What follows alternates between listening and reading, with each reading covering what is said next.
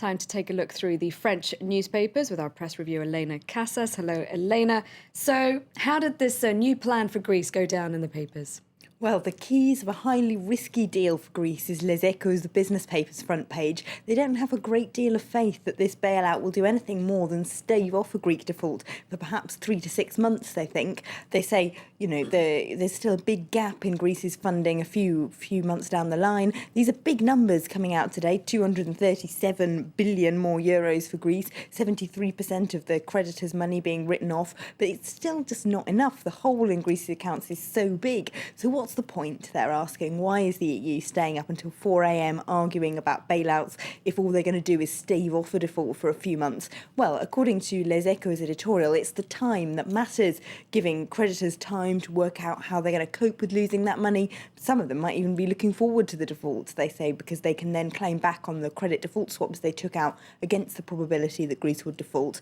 They need time, the banks need time, other EU countries need time to work out what they're going to do in terms of a Greek default. So, an extra few months might still serve a purpose, even though it might seem like a very high price to pay just for a few months. But Le Figaro, on its front page, they've headlined their editorial between a rock and a hard place, if you like, the choice between two bad things. They say this might look dreadful. They've spent a huge amount of money on a bailout plan that doesn't look like it's going to tide Greece over for more than a few months. But the alternative, we should remember, they say, would have been worse. They say it might look like the austerity measures being imposed on Greece now are tough and grim, but the default would look much worse. And that creates a real dilemma for the European left, doesn't it? Because you can't back these cuts, but then the alternative, like you say, isn't that good either. No, exactly. The Greece, as a left, rather stuck in a European trap. That's the front page of Libération. They're talking particularly about the French left. This new bailout had to be approved by the French Parliament yesterday. Of course it was, but rather a lot of Socialist and Green MPs voted against it or abstained. Now, they tell the paper, like François Hollande's spokesman Pierre Moscovici is interviewed by the paper, and he says those who abstained, like himself, had solidarity with Greece highest on their mind.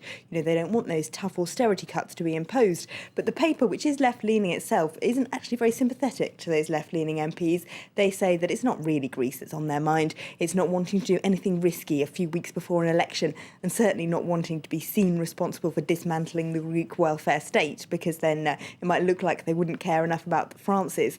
But they do say that if the left is about to come to power in France, then they need to work out a better, more coordinated way of addressing the euro crisis issue, because this has fractured the French Socialist Party before. It did in 2005 when there was the last vote on the European Constitution. They can't allow it to split the party again. So Europe an issue in this upcoming, during the presidential campaign. Also education, as you were mentioning yesterday. Yeah, Le Parisien has got this big question on its front page again.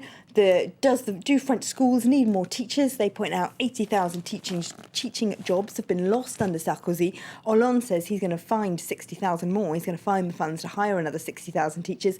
Nicolas Sarkozy, on the other hand, apparently, according to the paper, doesn't think the money should be used to hire more teachers, but instead to make the teaching profession feel more valued by paying the ones that exist higher salaries.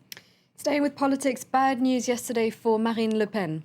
Yes, as Le Figaro reports, she, of course, was been campaigning. She went to the Constitutional Court yesterday to try and get the fact that anyone wanting to stand for the French presidency needs 500 signatures from local mayors in order to get their names on the ballot paper. She wanted that declared unconstitutional, and she wanted the mayors' sponsorships to remain secret. Now, her argument was thrown out of court yesterday, so she hasn't had an awful lot of media mileage out of this, but it does look like she will get those 500 signatures and get on the ballot paper. And remember that while she's making a lot of noise about this, she's actually going down in the polls, so perhaps she won't be as significant a political force as we might have thought a few months ago. And very briefly, Dominique Strauss-Kahn in the headlines again, of course. He is indeed, and let's look at the Huffington Post today. They have actually done a big article all about him. Of course, there was some questioning about whether or not they would cover the story with his wife being appointed the editor of that site, but they do have a very thorough bit of coverage there. All right, thanks very much, Elena, for that look at the French press.